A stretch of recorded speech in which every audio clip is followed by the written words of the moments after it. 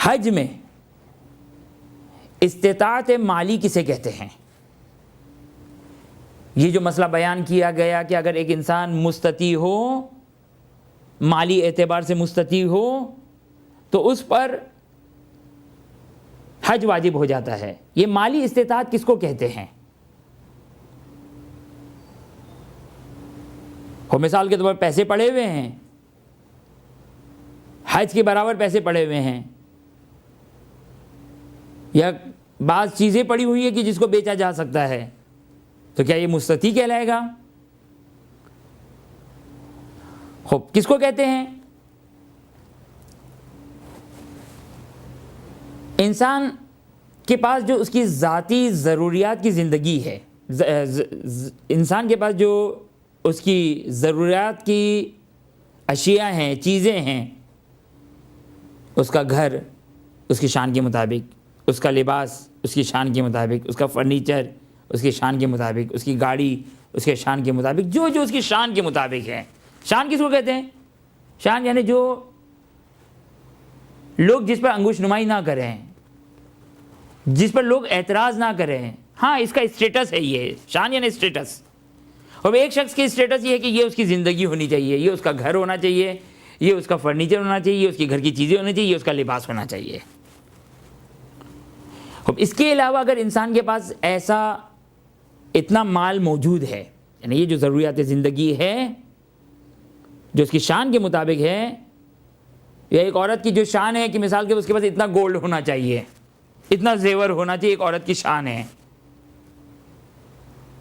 اب یہ شان کسی ڈکشنری میں، کسی لغت میں، کسی انٹرنیٹ کی سائٹ پہ نہیں ملے گی۔ یہ شان کس کو کہیں گے؟ یہ شان آپ کی شان ہے جو آپ کے اطراف آپ کی شان کو معین کریں گے۔ کسی کو پوچھنے کی ضرورت بھی نہیں ہے، آپ خود ڈیسائیڈ کر سکتے ہیں کہ یہ میری شان کے مطابق ہے یا میری شان کے مطابق نہیں ہے، میرے اسٹیٹس کے مطابق ہے یا میرے اسٹیٹس کے مطابق نہیں ہے۔ کوئی فقیہ، کوئی مجتہد، کوئی مرجع آپ کو آپ کا اسٹیٹس نہیں بتائے گا، بلکہ یہ ہر شخص خود اس کی تشخیص دے گا۔ بس جو انسان کی ایک نارمل زندگی، ایک نارمل اسٹیٹس ہے، اس کے مطابق یہ ساری چیزیں موجود ہیں کہ اگر یہ نہ ہو، توجہ کریں اس کا کرائٹیریا کیا ہے کہ اگر یہ نہ ہو تو لوگ کہیں گے یہ کیسا انسان ہے، یہ اس کے پاس یہ نہیں ہے، یہ اس کا مطلب کہ اس کے شان کے مطابق ہے یہ چیز۔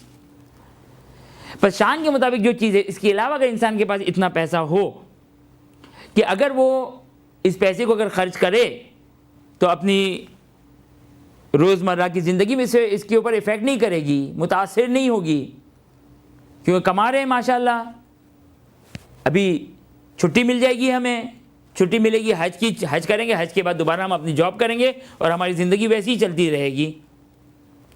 اس کا مطلب یہ کہ یہ شخص مستطیع ہو گیا، اس کے پاس اتنا مال موجود ہے کہ جس کے ذریعے سے یہ حج کر سکتا ہے۔ اب نتیجہ کیا نکلے گا؟ نتیجہ یہ نکلے گا کہ اب یہ شخص جب مستطیع ہو گیا تو اب حج واجب، ڈیلے کرنا حرام۔ اب جو حج کرے گا وہ واجب حج کاؤنٹ کیا جائے گا، حج اسلام کاؤنٹ کیا جائے گا، اور پھر دوبارہ زندگی میں کبھی اس پر واجب نہیں ہوگا۔ یہ ہے استطاعت مالی۔ لیکن اگر کسی کے پاس، جیسے بعض اوقات یہ مسئلہ بہت زیادہ پیش آتا ہے کہ مثال کو کسی کے پاس پیسے موجود ہیں، بچے کی شادی کرنی ہے، یا ایک سفر پہ جانا ہے، اگر ہم اس سفر پہ چلے گئے یا بچے کی شادی کر دی تو پھر اس صورت میں ہم حج پر نہیں جا سکیں گے۔ تو کیا واجب ہے کہ حج پر جائیں اور بچے کی شادی کو تاخیر کر دیں، یا نہیں؟ بچے کی شادی کریں اور حج ساقط ہو جائے اور دوبارہ کبھی پیسے اللہ نے دیے تو ہم حج پر چلے جائیں، کیا واجب ہے؟ یعنی صورتحال کیا ہے؟ صورتحال یہ ہے کہ ہاتھ میں پیسے موجود ہیں، ضروریات زندگی پوری موجود ہے، بچے کی شادی کرنی ہے یا خود انسان کو اپنی شادی کرنی ہے۔ خوب ایک شخص، ایک جوان لڑکا ہے، خوب کماتا ہے، خوب پیسہ جمع کیا اس نے، اب خود شادی کرنی ہے۔ اگر حج پہ چلا گیا تو شادی نہیں کر سکے گا، ابھی فی الحال شادی نہیں ہوگی، شادی لیٹ ہو جائے گی۔ تو کیا اس صورت میں شادی کریں یا حج پر جانا واجب رہے گا؟ وہ فقہا یہاں پر فرماتے ہیں کہ اگر اس کے لیے حرج ہے، حرج کس کو کہتے ہیں؟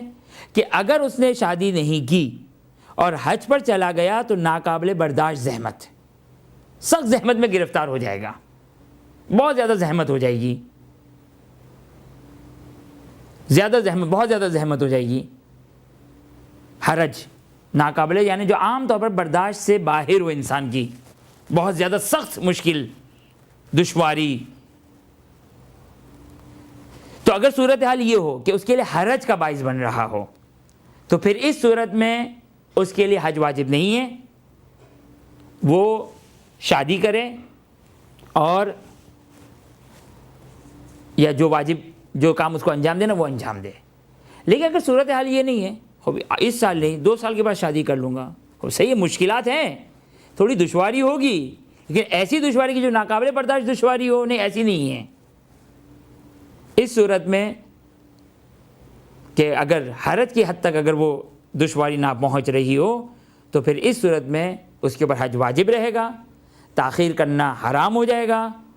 اور وہ تفصیل کہ اگر حج واجب ہو جائے اور انسان اگر اس کو انجام نہ دے اور خدا نخواستہ اگر اس دنیا سے چلا گیا تو پھر اس کی موت روایتوں کے مطابق یہودی کی موت ہوگی یا عیسائیوں کی موت ہوگی۔